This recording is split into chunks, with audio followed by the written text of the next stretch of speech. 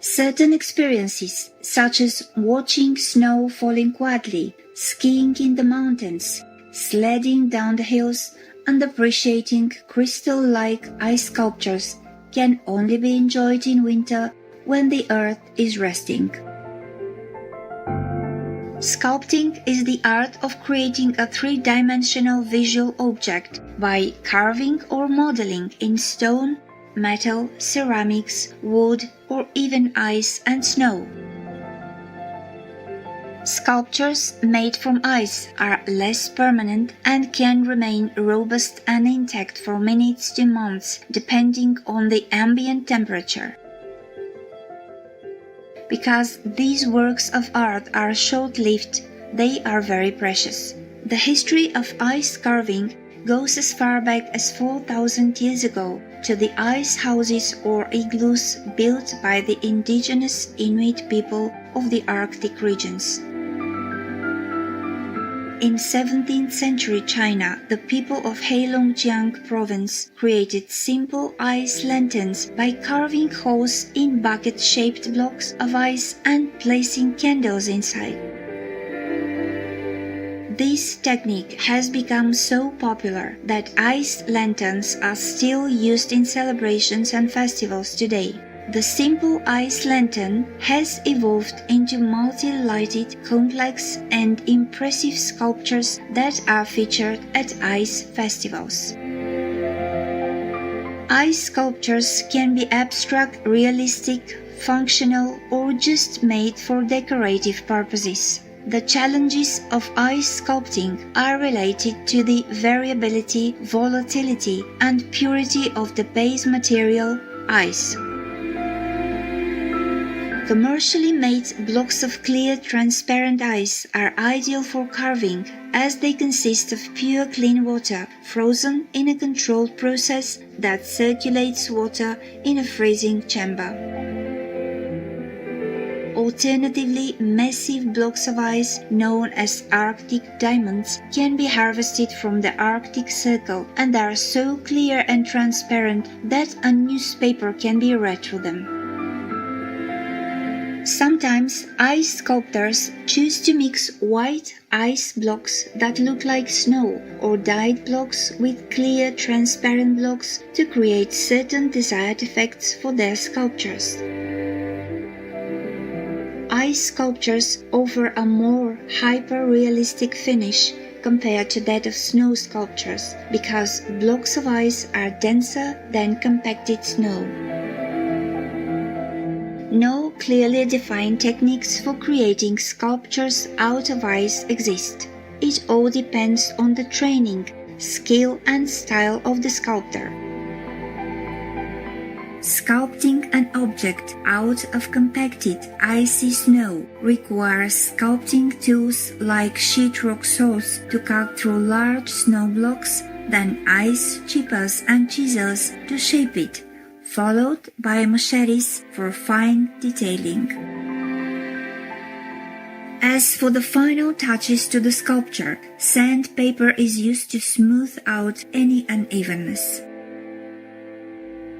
Besides being used as displays for festivals, celebrations, and other occasions, ice sculptures can also be used to drive home messages about the effects of climate change.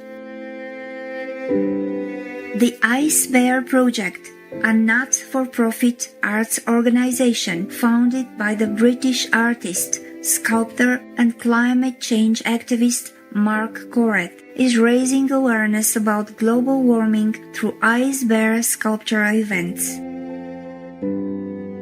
Mark has been carving life-size ice sculptures of polar bears in several cities around the world to bring awareness to the climate crisis and also to send the message that human behavior and habits are affecting the environment and our animal friends. In an interview with ABC News Australia, during his ice sculpting performance in Sydney's Circular Quay, Mark explained the influence of humanity on the plight of polar bears. If we're to just leave the bear in the square, it's going to start to melt. And if we release the bear to the public, they're all going to be touching it. When you touch that bear, you can feel it melting under your hands. And if you touch it hard, it will melt hard. Touch it light, and it will melt lightly. And that is human's impetus that is being described.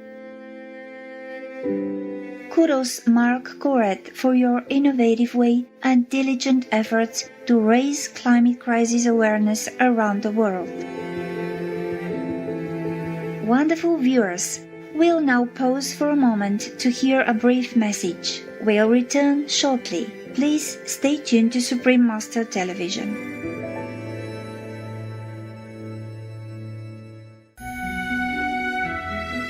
Welcome back to our show on the Art of Ice Sculpting. Ice palaces, also known as ice castles, are structures constructed purely with blocks of ice that are usually harvested from a frozen lake or river nearby. They are often created in winter for hosting events. The first known constructed ice palace was commissioned by the Empress of Russia, Her Majesty Anna Ivanovna. The palace was built in St. Petersburg, Russia, during the winter of 1739 to 1740 from blocks of ice harvested from the river Neva. Since then, many other ice palaces have been built around the world. For example, in St. Paul, the capital city of Minnesota, USA, several ice palaces were built in conjunction with the city's winter carnival. Ice palaces were also constructed for Canada's Quebec City Winter Carnival and for the Saranac Lake, New York Winter Carnival. Ice palaces are among the key attractions at most ice and snow festivals. In fact, these structures are so popular that one is featured in the animated Disney film Frozen. In this film, an ice palace is created by Queen Elsa using her own ice powers. We'll now present some of the various international ice and snow sculpture festivals that are held worldwide each year. The large events are typically organized in countries with cold winters, especially in the Northern Hemisphere. Quite a number of colder countries have established traditions of ice and snow sculpting, and their sculptors regularly participate in international events, competing and showcasing their skills and artistic creations. Countries that have hosted such festivals include Belgium, Canada, China, Japan, Russia, Sweden, the United States, Argentina, and the United Kingdom. The World Ice Art Championships is a famous event that's organized exclusively by volunteers. Since 1989, it has been held annually in Alaska, USA, with nearly 100 sculptors coming from around the world to compete in sculpting large blocks of clear, transparent, natural ice into awesome, enchanting sculptures. In Canada, the Quebec City Winter Carnival is a yearly affair, and its ice sculpture festival normally lasts for about 3 weeks. The Quebec Festival is considered to be one of the best in the world because of the wide variety of ice sculptures on display, its numerous games, and its fabulous activities, which attract many visitors. Other popular international ice and snow sculpture festivals are those hosted by China and Japan. The annual festival in Harbin, Heilongjiang Province, China, is a most notable event and is becoming more popular. It has grown over the years, both in size and the number of participants. Although for the year 2020, the festival was scaled back due to the COVID-19 pandemic. Innovative ways of using laser technology are also being deployed to add more details and intricacies to the sculptures on display. In Japan, Sapporo City in Hokkaido is renowned for its winter carnival that features teams of sculptors competing to create the most impressive ice sculptures, including some creations that are massive multi-story structures. Along with Sapporo City, Asahikawa in Hokkaido also hosts an annual winter carnival. Finland Icium Wonder World of Ice, which is a winter entertainment park in Levi, also attracts large crowds of visitors each year. The park is built by ice sculptors from China's Harbin city and showcases incredible ice and snow sculptures. One can also enjoy watching traditional folk shows at the Icium Wonder World of Ice. We wish we had more time to introduce to you some of the other awe-inspiring ice sculpting art by the world's most talented sculptors. We are grateful to these creative artists for brightening our winter days with such impressive beauty, fun, cheer, and warmth.